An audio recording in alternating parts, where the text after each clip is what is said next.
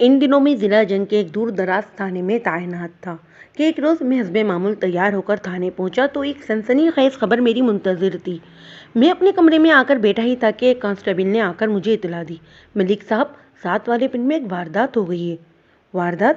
کس قسم کی واردات؟ میں نے کانسٹیبل سے پوچھا۔ جناب، ایک گبرو جوان کو بڑی بے دردی سے قتل کر دیا گیا ہے، اس نے بتایا۔ تھوڑی دیر پہلے 2 بندے آئے تھے تھانے، انہوں نے بتایا کہ قتل ہونے والے جوان کی لاش ادھر کھیتوں میں پڑی ہے۔ تم 7 والے کون سے پنڈ کی بات کر رہے ہو سکندر علی؟ ہمارے تھانے سے قریب تر 2 گاؤں ہیں، ایک گاؤں گلاب پور اور دوسرا نذیر آباد۔ جی میں گلاب پور کا ذکر کر رہا ہوں، کانسٹیبل نے جواب دیا۔ پھر میں نے کانسٹیبل سے پوچھا، قتل کی واردات کی اطلاع لے کر آنے والے کہاں ہیں؟ انہیں میرے پاس بھیجو۔ جناب، وہ اطلاع دینے کے بعد واپس چلے گئے ہیں، کانسٹیبل نے بتایا۔ انہیں جلدی تھی، ویسے بھی میں نے ان کی تاریخ اور جغرافیہ معلوم کر لیا ہے۔ ٹھیک ہے، مجھے بھی بتاؤ۔ میں نے سوالیہ نظروں سے اس کی طرف دیکھا۔ ان میں سے ایک کا نام ہے فیاض اور دوسرے کا نام ہے یوسف، کانسٹیبل نے جواب دیا۔ ان دونوں بندوں کا تعلق بھی گلاب پور سے ہی ہے جناب۔ اور مقتول کے حدود اور آبائی کے بارے میں کیا پتہ چلا؟ وہ گبرو جوان بھی گلاب پور ہی کا رہنے والا ہے ملک صاحب، سکندر نے ٹھہرے ہوئے لہجے میں بتایا۔ اس کا نام ناصر ہے۔ ناصر کبڈی کا بڑا ماہر کھلاڑی تھا۔ میں نے کہا، ٹھیک ہے سکندر، جے وقوع پر پہنچنے کی تیاری کرو۔ اچھا جی، اس نے صابت میں گردن ہلائی اور میرے کمرے سے نکل گیا۔ 15-20 منٹ کے اندر کانسٹیبل نے آ کر مجھے بتایا، ملک صاحب میں نے 2 صحت مند گھوڑوں کا بندوبست کر دیا ہے، آپ کا جب بھی حکم ہو ہم روانہ ہو جائیں گے۔ بس تو ہم ابھی اور اسی وقت روانہ ہو رہے ہیں، میں نے کرسی چھوڑتے ہوئے کہا۔ تھوڑی دیر کے بعد میں کانسٹیبل سکندر علی اور گھوڑوں پر سوار ہو کر جے وقوع کی سمت رواں تھے۔ گاؤں کے اندر پہنچ کر معلوم ہوا کہ ناصر کی لاش کھیتوں میں پڑی ہے۔ چند لوگوں کی نگرانی بلکہ رہنمائی میں ہم جے وقوع تک رسائی حاصل کرنے میں کامیاب ہو گئے۔ وہ مقام کھیتوں کے بیچوں بیچ گاؤں سے نصف فاصلے پر واقع تھا۔ وہ ایک ادھورا کمرہ تھا جس کی اب چھت دکھائی دے رہی تھی، نہ ہی دیواریں سلامتی۔ ناصر نامی نوجوان کی لاش اسی آدھے ادھورے کمرے کے سامنے پڑی تھی۔ جے وقوع پر درجن سے زائد افراد کا جھمگٹا لگا ہوا تھا۔ میں نے سب کو پیچھے ہٹایا اور اکڑو بیٹھ کر لاش کا معائنہ کرنے لگا۔ بلا شبہ وہ ایک سجیلا گھمرو جوان تھا۔ میں نے اس کی عمر کا اندازہ 22 سے 25 کے درمیان قائم کیا، جو بعد ازاں درست ثابت ہوا۔ وہ ایک مضبوط نمایاں قد کاٹ کا پہلوانی بدن کا مالک جوان تھا۔ رنگت گندمی اور سر کے بال گھنگریارے۔ قدرت نے اسے کثرتی بدن کی خوبصورتی کے علاوہ مردانہ وجاہت سے بھی دل کھول کر نوازا تھا، لیکن اس وقت وہ زندگی سے خالی گوشت پوست کے ایک ڈھیر سے زیادہ اہمیت نہیں رکھتا تھا۔ ناصر کی حسرتناک موت کا مجھے دلی صدمہ ہوا تھا۔ میں نے باریک بینی سے جب ناصر کی خون لاش کا جائزہ لیا تو مجھے یہ سمجھنے میں قطعاً دقت محسوس نہ ہوئی کہ اسے کسی تیزدھار دھارے، چھرے یا خنجر کے ماتحت وار کر کے بڑی بے دردی کے ساتھ موت کے گھاٹ اتارا گیا تھا۔ اس کے ہاتھوں، بازوؤں پر موجود زخموں کے نشانات دیکھ کر واضح ہو جاتا تھا کہ اس نے خود کو بچانے کی بہت کوشش کی تھی، مگر حملہ آور نے ایک نہیں چلنے دی تھی اور بالآخر اسے بے بسی کی موت کو گلے لگانا پڑا تھا۔ گاؤں والے ناصر کو کبڈی کے حوالے سے گلاب پور کی آبرو سمجھتے تھے۔ ایسی بے بسی کی موت یہ سوچنے پر مجبور کرتی تھی کہ حملہ آور ایک سے زیادہ افراد تھے، ورنہ وہ گھمرو کی ایک قاتل کے بس کا تو نہیں تھا۔ یہ بات طے تھی کہ اسے کسی سوچی سمجھی سازش کے تحت گھیر کے موت کے گھاٹ اتارا گیا تھا، گویا یہ قتل کی ایک معظم واردات تھی۔ میں نے لاش کے تفصیلی معائنے کے بعد اس پر ایک چادر ڈلوا دی اور موقع پر موجود لوگوں سے پوچھ گچھ کرنے لگا۔ سب سے پہلے جو شخص میرے سامنے آیا، اس کی حالت بڑی غیر ہو رہی تھی۔ وہ 60 کے آس پاس کا ایک سانولا آدمی تھا۔ اس کا نام بشیر لوہار معلوم ہوا تھا۔ وہ منت بھرے لہجے میں مجھ سے مخاطب ہوا، تھانے دار صاحب، کسی ظالم نے میرے ناصر کی جان لے لی ہے۔ اس کے درد بھرے سوال نے مجھے بتایا کہ وہ مقتول ناصر کا باپ تھا۔ میں نے بشیر لوہار کے کندھے پر ہاتھ رکھ کر تسلی بھرے لہجے میں کہا، چاچا، ابھی تو میں نے تفتیش کا آغاز کیا ہے، تم فکر نہ کرو، تمہارے بیٹے کا قاتل بہت جلد میری گرفت میں ہوگا۔ وہ روحان سی آواز میں بولا، میرا بیٹا تو گیا اس دنیا سے، قاتل اگر آپ کی گرفت میں آ بھی گیا تو اس کی گرفتاری سے میرا بیٹا تو واپس نہیں آئے گا نا۔ غم کی شدت نے بشیر لوہار کو حواس واختہ کر دیا تھا۔ وہ سوچنے سمجھنے کی صلاحیت کھو بیٹھا تھا۔ ان لمحات میں اسے صرف ایک ہی بات یاد تھی کہ اس کا جوان بیٹا قتل کر دیا گیا تھا۔ وہ اس کے علاوہ کچھ اور سوچنا بھی نہیں چاہتا تھا۔ مجھے اس کی حالت پر بہت ترس آیا۔ میں نے ہمدردی بھرے لہجے میں کہا، چاچا، آپ ایک طرف آرام سے بیٹھ جاؤ، میں تم سے بعد میں تسلی سے بات کرتا ہوں۔ اچھا جی۔ وہ امید بھری نظروں سے مجھے دیکھنے لگا۔ اس وقت سورج کافی اوپر اٹھ چکا تھا اور اچھا خاصا پریشانی کا باعث بھی بن رہا تھا۔ مئی کا مہینہ تھا اور جون تو ویسے بھی گرمی کے لحاظ سے اپنی قیامت خیز سب مہینوں پر سبقت رکھتے تھے۔ کھیتوں کے اندر तहाते निगाह तेज चमकीली धूप फैली हुई थी। मैंने बशीर लोहार के कंधे पर हाथ रखा और अपना भरे लहजे में कहा, चाचा आप अपने घर चलिए, मौसम बहुत खौफनाक हो रहा है। मैं यहाँ से फारिग होने के बाद सीधा तुम्हारे घर आऊँगा, फिर बात करेंगे। गर्म ठंडे सब मौसम देखे हैं, सारी जिंदगी गुजारी है थानेदार पुत्र। वो मेरी तरफ देखते हुए मुजरू लहजे में बोला, ये धूप और गर्मी मेरा क्या बिगाड़ेगी, मैं इधर दरख्त के नीचे जाता हूँ। थमाती तौकीफ के बाद वो दुखी लहजे में इजाफा करते हुए बोला, मेरी सबसे कीमती मता, मेरा दिल का टुकड़ा जिंदगी की बाजी हार गया, इससे बड़ा सदमा क्या होगा मेरे लिए। मैंने मकतूल के बाद बशीर लोहार से ज़्यादा बहस नहीं की और इसे एक बंदे के साथ एक सायेदार दर्द की जानिब भेज दिया। मैं फ़िलहाल इसके लिए इससे ज़्यादा हमदर्दी नहीं कर सकता था। जाए वक़्त का मैंने जो नक्शा तैयार कर लिया था, आले कत्ल का कोई सुराग नहीं मिल सका था। मौके पर मौजूद लोगों के बयानात का सिलसिला भी मैंने जारी रखा था। मेरी नज़र में सबसे अहम मसला इस वक्त मकतूल की लाश को अस्पताल भिजवाने का था। मैंने फिलफौर नासिर की लाश और मातम की घर से सरकारी अस्पताल भिजवा दिया। कांस्टेबल सिकंदर को भी मैंने लाश के साथ ही रवाना कर दिया। मैंने वहाँ मौजूद लोगों से घुमा फिरा कर कत्ल की इस लर्ज़ाखेज़ वारदात के बारे में मुख्तलिफ सवालात किए, लेकिन कोई भी मुझे ऐसा जवाब ना दे सका जो मेरे लिए तसल्ली का बाइस होता, जो तफ्तीश को आगे बढ़ाने में मेरी मददगार साबित हो सकता। मैंने दो अफराद से भी पूछगछ की कि इस अनोनाक वाक़ये की इत्तला देने थाने में जो पहुंचे थे, फयाज और यूसुफ भी इस कत्ल के हवाले से कुछ नहीं जानते थे। आखिर में मैंने इस आदमी से सवाल जवाब किए जिसने आज सुबह नासिर की लाश को इस अधूरे कमरे के बाहर पड़े देखा था। इस बंदे का नाम रियाज और उम्र 50 से तजाविज़ थी। पेशे के एतबार से रियाज कुम्हार था। वह मुख्तलिफ किस्म के छोटे बड़े बर्तन तैयार किया करता था और ज़ाहिर इन बर्तनों की तैयारी के लिए चिकनी मिट्टी की ज़रूरियात होती थी। अलियास तुम सुबह कहाँ जा रहे थे, मैंने इसके चेहरे पर निगाह जमाते हुए सवाल किया। सरकार, मुल्ला की दौड़ मस्जिद तक, वो अपने मखसूस अंदाज में बोला। मैं जद्दे पश्ते कुमार हूँ जनाब, मेरे हाथ मिट्टी के साथ खेलकर अपने बर्तनों की शक्ल देते हैं। बस सरकार, नमाज़ी तौकीफ करके इतनी ठंडी सांस ली, फिर अपनी बात मुकम्मल करते हुए बोला, मैं भी मिट्टी की तलाश में सुबह सुबह घर से निकल खड़ा होता हूँ। आज भी मैं इसी काम से जा रहा था। मोती भी मेरे साथ था। नासिर की लाश को हम दोनों को देखकर झटका लगा था। मोती? मोती कौन? मोती मोती मेरे पालतू कुत्ते का नाम है थानेदार साहब, वो वजाहत करते हुए बोला। इसे आप गांव की गलियों में आवारा फिरने वाला कोई कुत्ता ना समझे। मोती बहुत ही समझदार कुत्ता है। मुझे ये अंदाजा लगाने में कोई दिक्कत महसूस नहीं हुई कि इलियास एक बहुत ही बातूनी शख्स। मैंने इस बातूनी शख्स को वापस मौजू की तरफ लाते हुए कहा, तुमने नासिर की लाश को देखा तो परेशान हो गए, फिर तुमने क्या किया? मैंने लाश को देखकर ऊंची आवाज में चीखना चिल्लाना शुरू कर दिया था। वो जवाब देते हुए बोला, इस वक्त खेतों में इक्का दुक्का लोग अपने काम का आगाज कर चुके थे। मेरी आवाज़ पर वो फौरन मुतवज्जा होकर मेरी जानिब लपके।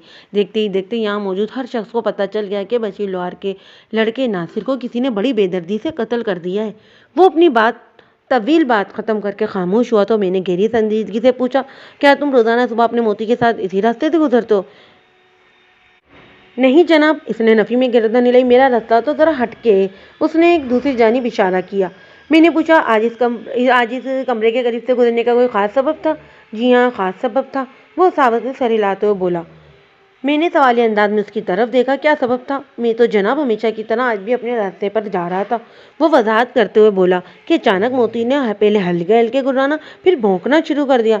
मोती की इस हरकत पर मैं चौंक उठा, क्योंकि मेरा तजुर्बा ये है कि मोती जब भी इस किस्म का रद्द-ए-अमल ज़ाहिर करता है तो कोई ना कोई मुसीबत ज़रूर नाजिल होती है, और आज भी बिल्कुल वैसा ही हुआ। वो लम्हे भर के लिए थमा, फिर अपनी बात को आगे बढ़ाते हुए बोला। मैंने मोती की हरकत पर तवज्जो दी और अपने रास्ते से हटकर इस कमरे की जानिब बढ़ने लगा। मैं भी इसके पीछे चल पड़ा और यहाँ पहुँच गया। इसके बाद की बात मैं आपको बता चुका हूँ। रियाज की वजाहत इंतहाई काबिल यकीन और समझ में आने वाली बात थी। जानवर ख़ुसूसन कुत्ता बहुत से ऐसे मामलात का इदराक कर लेता है जो इंसान के बस की बात नहीं। ख़ास तौर पर इसके सूंघने की हिस्स तो नाकाबिल यकीन हद तक तेज़ होती है। तुमने यहाँ पहुंचकर नासिर की लाश देखी और चिल्लाकर लोगों को अपनी जानिब मुतवज्जा करने की कोशिश की। मैंने ठहरे हुए लहजे में इस्तफार किया, क्या इस वक्त तुमने आसपास किसी मशकूक बंदे को देखा था? कैसा मशकूक बंदा? कोई भी ऐसा बंदा जिन पर नासिर के कातिल होने का शक किया जा सके? मैंने अपनी बात की वजाहत करते हुए कहा। नहीं जनाब, वो नफी में गर्दन झटकते हुए बोला, ऐसा कोई बंदा मुझे तो नजर नहीं आया। मैंने मजीद 2-4 सवाल के बाद इलियास कुमार को फारिग कर दिया और मकतूल नासिर के बाप बशीर नासिर लोहार की जानिब चढ़ पड़ा।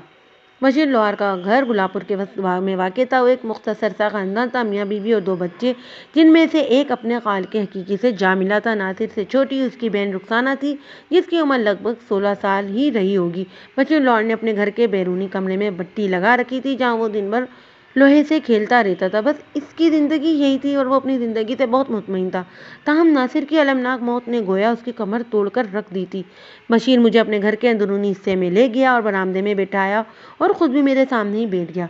میں نے نہایت ہی سنجیدگی سے کہا، بشیر چاچا تمہارے بیٹے کے ساتھ جو بھی افسوسناک واقعہ پیش آیا مجھے اس کا بہت دکھ ہے۔ میں تمہارے اس غم میں برابر کا شریک ہوں۔ میری اولین کوشش یہی ہوگی کہ میں اس واقعے کے ذمہ دار کو جلد سے جلد قانون کی گرفت میں لا کر سخت ترین سزا دلواؤں، لیکن اس کے لیے مجھے تمہارے بھرپور تعاون کی ضرورت پیش آئے گی۔ بشیر کی بیوی زبیدہ بیوی بھی میرے سامنے آ کر بیٹھ گئی تھی۔ میں نے جو بات بشیر سے کہی تھی وہ اس نے بھی سن لی تھی۔ بشیر کے جواب سے پہلے وہ بول اٹھی، تھانے دار جی بتائیں ہم آپ کی کیا مدد کر سکتے ہیں؟ اس نے غمزدہ لہجے میں کہا، ہماری تو دنیا ہی اندھیر ہو کر رہ گئی ہے۔ میں سمجھ سکتا ہوں کہ یہ کتنا بڑا واقعہ ہے۔ اگر میں ہاتھ پر ہاتھ رکھے بیٹھا رہا تو پھر کبھی بھی یہ گتھی نہیں سلجھ سکے گی۔ بشیر کی بنسبت اس کی بیوی میں زیادہ دمخم نظر آتا تھا۔ میری بات کے جواب میں اس نے کہا، میں بھی یہی چاہتی ہوں کہ جس ظالم نے میرے ناصر سے حیاتی چھینی وہ جلد از جلد عبرتناک انجام کو پہنچے۔ لمحاتی توقف کر کے اس نے گہری سانس لی، پھر اضافہ کرتے ہوئے بڑے عزم سے بولی، بتائیں آپ کو ہم سے کس قسم کا تعاون درکار ہے؟ ناصر کا قتل کون کر سکتا ہے یہ بتانا تو بہت مشکل ہے جناب، لیکن جب تک آپ کسی پر شک ظاہر نہیں کریں گے تفتیش کی گاڑی آگے نہیں بڑھ سکے گی۔ بشیر نے معذوقانہ انداز میں کہا، ناصر تو پورے گاؤں کی آنکھ کا تارا تھا۔ ابھی پچھلے مہینے اس نے کبڈی کا ٹورنامنٹ جیتا تھا۔ اگر ناصر گلاب پور کی کبڈی کی ٹیم میں نہ بھی ہوتا تو جیت کا اعزاز نذیر آباد کے حصے میں آنا تھا۔ اس ٹورنامنٹ میں 4 گاؤں کی ٹیموں نے حصہ لیا۔ سلطان نگر تو ابتدا میں ہی کٹ گئی تھی۔ اصل مقابلہ تو گلاب پور اور نذیر آباد کے درمیان تھا۔ فائنل میچ میں ناصر کی عمدہ کارکردگی نے گلاب پور کا سر فخر سے بلند کر دیا تھا۔ یہ ٹورنامنٹ ہر سال اپریل کے مہینے میں منعقد کرایا جاتا ہے۔ بشیر لاہور نے کبڈی ٹورنامنٹ کے حوالے سے بات ختم کی تو میں نے سوال کیا، چاچا تمہاری بیٹی کی کبڈی کی بھی میں نے بہت تعریف سنی ہے۔ میں تمہاری بات سے اتفاق کرتا ہوں کہ ناصر اپنے گاؤں کی آبرو تھا، لیکن میں نے بات ادھوری چھوڑ کر گہری سانس لی، پھر اضافہ کرتے ہوئے کہا، چاچا تم نے بھی ایک زندگی گزاری ہے اور یہ بات آپ کے بھی تجربے میں آئی ہوگی کہ جہاں کسی انسان کے 10 دوست ہوتے ہیں وہاں اس کا ایک آدھ دشمن بھی ضرور ہوتا ہے۔ ہاں جی آپ بالکل ٹھیک کہہ رہے ہیں تھانے دار صاحب، وہ تائیدی انداز میں گردن ہلاتے ہوئے بولا، میں آپ کی بات سے انکار نہیں کر سکتا۔ مجھے اسی 10ویں آدمی کی تلاش ہے۔ میں نے ایک لفظ پر زور دیتے ہوئے کہا، جس ظالمانہ انداز میں ناصر کو موت کے گھاٹ اتارا گیا ہے وہ کسی بدترین دشمن کا ہی کام ہو سکتا ہے۔ ایسے شفاق شخص صرف آپ لوگ ہی پہنچا سکتے ہیں مجھے۔ بشیر لاہور نے اضطراری انداز میں اپنی پریشانی کو مسلا، پھر الجھن انداز میں بولا، سمجھ میں بالکل نہیں آ رہا کہ ایسا بندہ کون ہو سکتا ہے۔ میں نے بشیر کی بیوی زبیدہ کو دیکھتے ہوئے پوچھا، تم یاد کرنے کی کوشش کرو، گلاب پور میں کون تمہارے بیٹے کو سخت ناپسند کرتا تھا؟ کبھی کسی کے ساتھ اس کا جھگڑا ہوا ہوگا؟ نہیں جناب، وہ نفی میں گردن ہلاتے ہوئے بولی، ناصر تو بہت ہی سلجھا ہوا اور امن پسند انسان تھا۔ گاؤں میں کبھی اس کا کسی کے ساتھ لڑائی جھگڑا نہیں ہوا۔ اور گاؤں سے باہر؟ میں نے کے بعد دیگرے دونوں کی طرف دیکھا، باہر بھی کسی سے اس کی کوئی دشمنی نہیں تھی۔ بشیر لاہور نے جواب دیا، وہ سارا دن میرے ساتھ کام میں مصروف رہتا تھا، صبح شام ورزش وغیرہ کے لیے اکھاڑے میں چلا جاتا تھا۔ یہ اکھاڑا کس طرف واقع ہے؟ میں نے کسی فوری خیال کے تحت پوچھ لیا۔ ٹیوب ویل کے قریب ہے جی، اس نے جواب دیا۔ کھیتوں میں؟ ٹیوب ویل کے نام پر میں چونکا، کیا تم اس ٹیوب ویل کی بات کرو جو پہلے اس جگہ ہوا کرتا تھا جہاں سے ناصر کی لاش ملی ہے؟ جی ہاں، یہ ٹیوب ویل کسی زمانے میں اسی کمرے میں لگا ہوا تھا، اس نے تائیدی لہجے میں کہا، لیکن یہ کافی عرصے پہلے کی بات ہے۔ بشیر چاچا میری تجربہ کار نگاہ بتاتی ہے کہ تمہارے بیٹے کو پچھلی رات کے درمیانی حصے میں قتل کیا گیا ہے۔ میں نے اس کی آنکھوں میں دیکھتے ہوئے گہری سنجیدگی سے کہا، تم نے بتایا کہ ناصر صبح شام اکھاڑے میں کسرت وغیرہ کے لیے جایا کرتا تھا، پھر وہ آدھی رات کو گھر سے باہر کیا کر رہا تھا اور وہ بھی اکھاڑے سے 100-200 گز دور؟ یہ بات تو ہماری بھی سمجھ میں نہیں آ رہی تھانے دار صاحب۔ زبیدہ بیوی نے توقع آمیز نظر سے مجھے دیکھا، ناصر پچھلی رات ادھر کیا کرنے گیا تھا؟ بشیر لاہور بولا، کل شام سے پہلے وہ ورزش کرنے اکھاڑے میں بھی گیا تھا، پھر ہم چاروں نے ایک ساتھ بیٹھ کر کھانا کھایا اور تھوڑی دیر کے بعد سونے کے لیے لیٹ گئے۔ آپ لوگ رات میں سوتے کہاں ہیں؟ میں نے ادھر ادھر نگاہ دوڑاتے ہوئے سوال کیا۔ موسم ایسا ہے کہ کمروں کے اندر گھس کر سونا ممکن نہیں رہا۔ آپ بالکل ٹھیک کہہ رہے ہیں جناب، آج کل تو دن رات بھی خاصی گرمی ہو رہی ہے، بشیر نے جواب دیا۔ میں، زبیدہ اور ہماری بیٹی رخسانہ گھر کے پچھلے حصے میں چارپائی بچھا کر سوتے ہیں۔ اور ناصر؟ وہ رات کو کہاں سوتا ہے؟ وہ چھت پر سوتا تھا جی، زبیدہ نے جواب دیا۔ پھر بشیر نے زبیدہ کی بات کو آگے بڑھایا، صرف سردیوں کے 2-3 مہینے ہی وہ اپنی چارپائی نیچے لاتا تھا، ورنہ اس کی ہمیشہ سے یہی عادت تھی کہ وہ رات کو چھت پر ہی سویا کرتا تھا۔ میں وہ جگہ دیکھنا چاہتا جہاں ناصر رات کو سویا کرتا تھا۔ آپ آئے میرے ساتھ۔ تھوڑی دیر بعد ہم دونوں چھت پر تھے، جہاں پر ایک چارپائی بچھی ہوئی تھی، چارپائی پر ایک تکیہ اور چادر بھی موجود تھی، اور ان دونوں چیزوں کی موجودگی بتاتی تھی کہ رات وہاں کوئی سویا تھا۔ میں نے چاروں جانب نگاہ دوڑا کر ماحول کا جائزہ لیا۔ गुलाब पुर एक रवायती गांव था। बेशतर मकानों की छतें एक दूसरे के साथ मिली हुई थी। मैंने गिरदो पेश का अच्छी तरह जायजा लिया और एक मरतबा फिर हम नीचे बरामदे में आ गए और बैठ गए। मैंने एक मरतबा फिर सवाल जवाब का सिलसिला शुरू कर दिया। आप लोगों को कब पता चला कि नासिर घर में मौजूद नहीं? आज सुबह ही पता चला था जी, बशीर लोहार ने बताया। नासिर को सुबह उठते काफ़ी परेशानी होती थी। उसकी आंख आसानी से नहीं खुलती थी। मैंने जुबैदा की ड्यूटी लगा रहती की थी कि वली सुबह से जगा दिया करे। जुबैदा फजर की अजान के साथ ही जाग जाती थी। आज सुबह जब जी नासिर को उठाने के लिए छत पर पहुंची तो वो वहाँ मौजूद नहीं था। मौजूद नहीं था क्या मतलब? मैंने इजराबी अंदाज में पूछा। इस वक्त जुबैदा लस्सी वाला जग और गिलास लेकर हमारे पहुंच गई। बशीर ने अपनी बीवी की तरफ इशारा करते हुए पूछा, आप इसी से पूछ लें कि आज सुबह छत पर इसने क्या नज़ारा देखा था। नज़ारा? मैंने सवालिया नज़र से बारी बारी इन दोनों के चेहरे देखे। बशीर लाहौर की दोनों बातों ने मुझे बुरी तरह चौंका दिया था। मेरे अंदर से एक आवाज़ उठी कि इस केस का कोई सिरा मेरे हाथ आने वाला है। जुबैदा मेरे लिए गिलास में लस्सी उंडेल कर चुकी तो मैंने उससे पूछा, जुबैदा बीबी, बशीर चाचा क्या कह रहे हैं? आज सुबह जब तुम नासिर को उठाने छत पर पहुंची तो तुमने कौन सा नज़ारा देखा था? वो एक तरफ बैठ गई, ठंडी सांस खारिज करते हुए बोली, मैं तो जी रोजाना ही सुबह इसे जगाने जाया करती थी, लेकिन आज जो कुछ मैंने देखा वो पहले कभी नहीं देखा था। वही तो मैं जानना चाहता हूँ, मैंने सरसराती आवाज में कहा। जना मैं रोजाना छत पर जाकर इसे जगा दिया करती थी। नासिर पुत्र उठ जा, सुबह हो गई है, वो वजाहत करते हुए बोली। दूसरी नहीं तीसरी आवाज पर वो आंखें मलता हुआ उठकर बैठ जाता था, लेकिन आज सुबह ऐसा कोई जवाब नहीं मिला तो मुझे हैरत हुई। मैंने झंझोड़ कर उसे जगाने की कोशिश की और इसे पता चला कि नासिर तो चारपाई पर मौजूद ही नहीं। वो लम्हे भर के लिए रुकी, एक बोझल सांस खारिज की, फिर बहुत मुकम्मल करते हुए बोली, चारपाई पर चादर के नीचे तकिया रखा हुआ था। इस तरह के देखने में यही नजर आया कि वहाँ कोई सोया हुआ है। ओह, मैंने मुतासाफना अंदाज में कहा, इसका मतलब है पिछली रात नासिर अपनी मर्जी से घर से निकला था और वो नहीं चाहता था कि आप लोगों में से किसी को इसकी गैर हाजिरी का एहसास हो। जी, यही बात समझ में आ रही है, बशीर ने कमज़ोर आवाज़ में कहा। इसका मतलब है? मैंने सोच में डूबे हुए लहजे में कहा। वो इससे पहले भी यह हरकत करता रहा होगा जनाब। अगर पहले नासिर ने ऐसा किया होता तो जुबैदा की नज़र में आ जाता। नहीं, मैंने बड़ी शिद्दत से नफ़ी में गर्दन हिलाई। इससे पहले वो इसलिए जुबैदा की पकड़ में नहीं आया कि सुबह से पहले वो वापिस आ जाया करता होगा। इन लम्हों में मेरा ज़हन नया तेज़ रफ्तारी से काम कर रहा था। सिर्फ ये एक नुक्ते ने केस खोलकर मेरे सामने रख दिया था। मुझे इस मामले में इश्क के मुश्क की बू आ रही थी। या आप क्या कह रहे हैं थानेदार साहब? जुबैदा ने उलझन भरी नजरों से मेरी जानिब देखा। जुबैदा ने उलझन भरी नज़रों से मेरी तारीफ देखा। ऐसी कोई बात हमारे इल्म में तो नहीं। मैं बिल्कुल सच कह रहा हूँ। मैंने बारी बारी इन दोनों की आंखों में झांका। आप लोगों का बेटा रात की तारीख में किसी से मिलने घर से बाहर जाया करता था। ज़्यादा इम्कानी सी बात का है कि वो कोई लड़की हो। बताएं, नासिर का गाँव में किसी लड़की के साथ कोई चक्कर चल रहा था। चक्कर?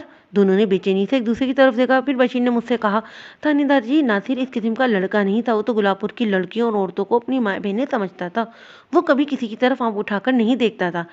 मैं मान ही नहीं सकता कि इसका किसी लड़की से कोई मोहब्बत का मामला ना चल रहा हो। मैंने एक एक लफ्ज़ पर जोर देते हुए कहा, वो पिछली रात इसी लड़की से मुलाकात करने खेतों में पहुंचा था।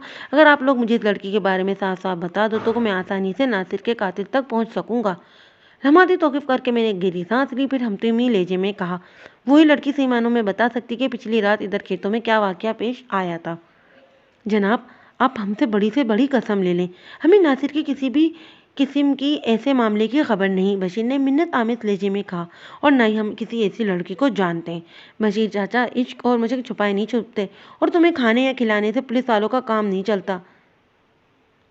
और मैं बहुत जल्द इस बात का पता चला लूँगा कि पिछली रात तुम्हारा बेटा किससे मिलने खेतों में पहुँचा था। लेकिन अच्छा कि आप लोगों से मुझे पता चलता। जुबैदा ने बेबसी से कहा, अगर हमें इस मामले की ज़रा सी भी सुनगुन होती तो हम आपको ज़रूर बताते। हम ये नहीं कहते कि आपका अंदाज़ा गलत है या झूठ। बशीर ने आजिज़ी से कहा, लेकिन हकीकत यही है कि हमें इस हवाले से कुछ भी नहीं पता।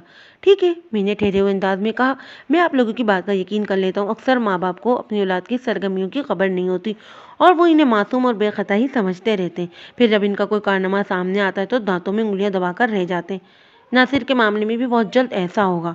मैंने लम्हाती तौक़ुफ़ करने के बाद बारी बारी दोनों के चेहरों का जायजा लिया, फिर पूछा, ये बताएं, गुलाबपुर में नासिर की सबसे ज़्यादा गहरी दोस्ती किसके साथ थी? जमील के साथ। वो यकजवान होकर बोले। मैंने ठोस अंदाज में कहा, मुझे यकीन है जो बात आपके इल्म में नहीं वो जमील को ज़रूर पता होगी। क्या आप में से किसी कोई जमील को यहाँ बुला सकता है? मैं इसे कुछ पूछगछ करना चाहता हूँ। वो तो हमारा पड़ोसी है जनाब, बशीर ने बताया। इधर साथ वाले घर में रहता है, लेकिन अभी इससे मुलाकात नहीं हो सकती। क्यों नहीं हो सकती मुलाकात? मैंने चौंक कर कहा। वो दिन वो 2 दिन से टोबा टैक्सिंग गया हुआ, मैंने इसने जवाब में बताया। मैंने कल ही जमील के बारे में नासिर से पूछा था और उसने बताया था जमील परसों वापस आएगा, यानी कल। ठीक है, मैंने ठहरे हुए लहजे में कहा। لیکن میں پھر بھی اس کے گھر والوں سے پوچھ کر اپنی تسلی کرنا چاہتا ہوں۔ جمیل کے باپ کی پرچون کی دکان ہے اور وہ رزق دکان پر ہی ہوگا۔ بشیر نے کہا، آپ آئیں میرے ساتھ، میں آپ کو کفیل سے ملوا دیتا ہوں۔ میں اٹھ کر کھڑا ہو گیا اور پوچھا، کیا کفیل کی دکان یہاں سے دور ہے؟ نہیں جی، اس نے گھر کے اندر ہی بیٹھک میں دکان کھولی ہوئی ہے، اس نے جواب میں بتایا۔ ایک دروازے سے نکلیں گے تو ساتھ ہی آپ کو کفیل کی دکان نظر آ جائے گی۔ ہم دونوں اس کے گھر سے باہر نکل آئے۔ بشیر لال نے بالکل ٹھیک کہا تھا۔ جیسے ہی میں نے اس کے دروازے سے قدم باہر نکالا، کفیل کی پرچون والی دکان میری آنکھوں کے سامنے آ گئی۔ آتے وقت میں نے اس کی دکان کی طرف دھیان نہیں دیا تھا۔ کفیل کی عمر 40 سے چڑھی ہوئی تھی۔ وہ ایک دبلا پتلا دراز قامت شخص تھا۔ اس نے ہلکی ہلکی مونچھیں رکھی ہوئی تھی اور سر پر سفید ٹوپی بھی لگا رکھی تھی۔ میں نے لگ بھگ 15 منٹ کے ساتھ اس کی گفتگو کی۔ وہ مجھے دیکھ کر اپنے کام کو سمیٹ بیٹھا تھا اور پوری توجہ مجھ پر منتقل کر دی تھی۔ اسے ناصر کی موت کا دلی صدمہ تھا، اس لیے نہیں کہ مقتول ناصر کے بیٹے کا گہرا دوست تھا، بلکہ اس لیے کہ وہ ناصر کی کبڈی کو بے حد پسند کرتا تھا۔ وہ خود بھی جوانی میں یہ کھیل کھیل چکا تھا۔ اس نے پوری کوشش کی تھی کہ اس کا بیٹا جمیل بھی پہلوانی اور شاہزوری کے کاموں میں حصہ لے، لیکن جمیل نے اسے سخت مایوس کیا تھا۔ وہ جمیل کو اس قسم کا کوئی شوق نہیں رہا تھا۔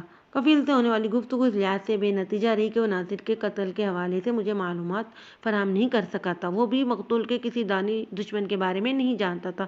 البتہ اس امر کی اس نے بھی تصدیق کی تھی کہ جمیل کل ٹوبہ ٹیکسنگ سے واپس آ جائے گا۔ کفیل، میں نے اس کی آنکھوں میں دیکھتے ہوئے گہری سنجیدگی سے کہا، جمیل جیسے ہی گلاب پور پہنچے تم اسے میرے پاس تھانے بھیج دینا۔ مجھے امید ہے وہ اس قتل پر ضرور کچھ روشنی ڈال سکے گا۔ جی، آپ فکر نہ کریں، میں خود اسے لے کر آپ کے پاس آؤں گا۔ میں کفیل کی دکان سے باہر نکل آیا۔ میں نے واپسی کا ارادہ ظاہر کیا تو بشیر لال نے مجھ سے پوچھا، تھانے دار صاحب، ناصر کی لاش کب تک مجھے مل جائے گی؟ میں نے دکھی باپ کی دلی کیفیت کو بجو بھی سمجھ سکتا تھا۔ میں نے ہمدردانہ انداز میں کہا، بشیر چاچا، مجھے امید ہے کل شام تک ناصر کی لاش اسپتال سے واپس آ جائے گی، لیکن تم اپنے ذہن میں پرسوں کا دن رکھو، تمہیں انتظامات کے سلسلے میں پریشانی نہیں ہوگی۔ لمحاتی توقف کے بعد میں نے سوال کیا، تو میری بات سمجھ رہے ہو نا؟ جی، اس نے صحابت میں گردن ہلائی۔ میں نے اسے ضرور رعایت دی، اس کے دکھ درد میں اپنی مکمل شرکت اور شمولیت کا یقین دلایا اور دوبارہ آنے کا کہہ کر واپس آ گیا۔ میرا ذہن کسی طور اس بات کو قبول کرنے سے انکاری تھا کہ ناصر کا کسی لڑکی کے ساتھ کوئی چکر نہ چل رہا ہو۔ میرا ذہن بڑی رفتاری سے کام کر رہا تھا۔ میں نے بڑی توجہ اور تفصیل کے ساتھ جائیوکو کا نقشہ تیار کیا تھا۔ وہ ایک ایسا مقام تھا جو چوری چھپے کی ملاقاتوں کے لیے بڑا موزوں ثابت ہو سکتا تھا۔ ادھورا کمرہ، اگرچہ چھت دروازوں سے بے نیاز تھا، تاہم اس کی بچی کچی دیواریں پریموں کی خفیہ ملاقات کے لیے بہترین آڑ فراہم کرتی تھیں۔ چونکہ وہ ایک ایسا ہی کمرہ تھا، لہذا اس حوالے سے اس طرف کسی کا بھی دھیان نہیں جا سکتا تھا۔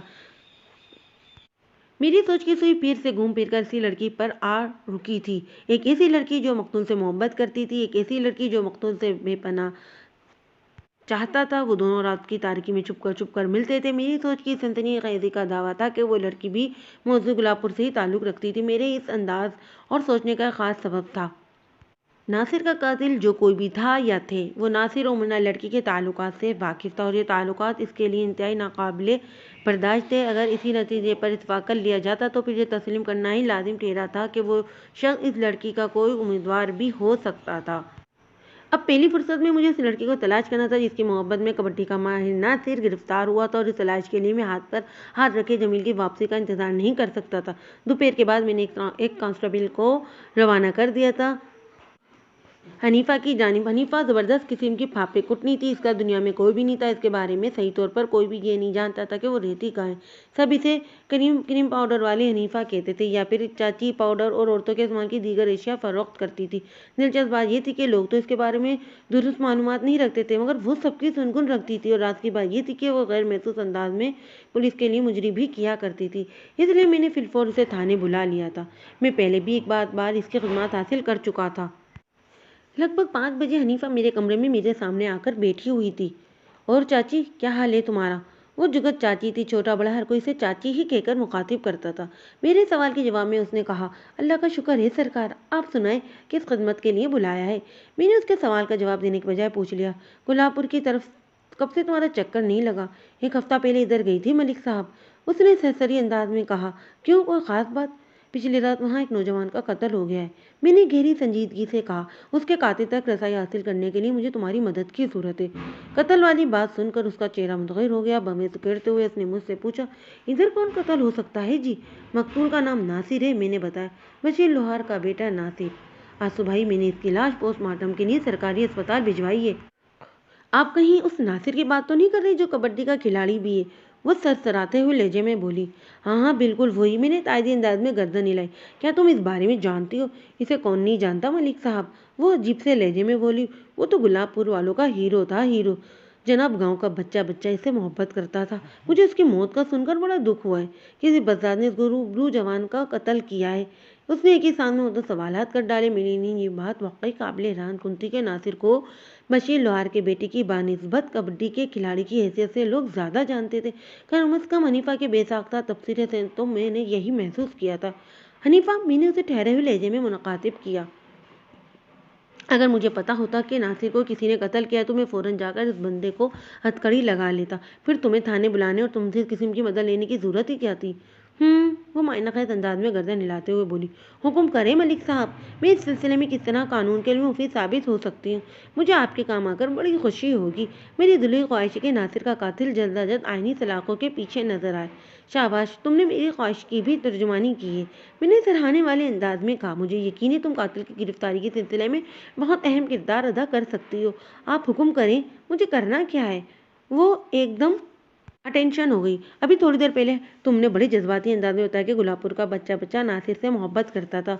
मैंने उसकी आंखों में देखते हुए कहा। जी, वो असाबत में गर्दन हिलाते हुए बोली। लेकिन मैं आपकी बात को समझ नहीं पा रही कि आप कहना क्या चाह रहे हैं। गुलाबपुर का बच्चा बच्चा मकतूल नासिर से बेपनाह मोहब्बत करता था, ये तो मैं जानता हूँ। लेकिन वो जनाब गुलाबपुर की किस हसीना से मोहब्बत करता था, गाँव की किस लड़की के साथ इसका मुआशका चल रहा था? ओह, उसने एक गहरी सांस खारिज की और बोली। तो कत्ल की इस वारदात का ताल्लुक नासिर की मोहब्बत की ऐसी कहानी के साथ भी जुड़ा हुआ है।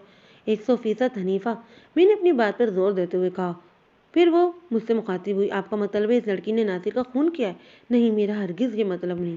मैंने नफ़ी में गर्दन हिलाई। लेकिन मुझे पूरा यकीन ज़रूर है कि वो लड़की मेरे सामने आ जाए तो मैं बआसानी नासिर के कातिल या कातिलों तक रसाई हासिल कर सकता हूँ। और मैंने लम्हाती तौक़ुफ़ के बाद बड़ी खोजती हुई नज़रों से हनीफा की तरफ देखा और सुनाते हुए लहजे में कहा। तुम्हारी संजीदगी और दिलचस्पी को देखकर मैं पूरे वसूख से कह सकता हूँ कि तुम नासिर के किसी ऐसे माशरे के बारे में अच्छी तरह जानती हो। अच्छी तरह तो नहीं, मगर मुझे उड़ती उड़ती खबर ज़रूर है। वो ठोस लहजे में बोली। आप मुझे एक दिन की मोहलत दें, मैं दूध का दूध और पानी का पानी अलग करके आपके सामने रख दूंगी। ठीक है, मैं तुम्हें एक दिन का वक्त देता हूँ। मैंने इसकी फरमाइश पूरी करते हुए कहा। तुम्हारे पास कल शाम तक की मोहलत है, लेकिन थाने से निकलने से पहले तुम्हें एक काम करना होगा। उसने सवालिया नज़रों से मुझे देखा और पूछा। कौन सा काम? दूध का दूध और पानी का पानी। पानी तो कल शाम तक अलग हो सकेगा, मैंने मायनाख़ेज़ अंदाज में कहा। इस वक्त तो हम दोनों बाहम मिले हुए, यानी मसले लस्सी। जी, उसने पलकें झपकाई। आप बिल्कुल ठीक कह रहे हैं। बस तो फिर यहाँ से रवाना होने से पहले मुझे लस्सी की एक झलक दिखला दो।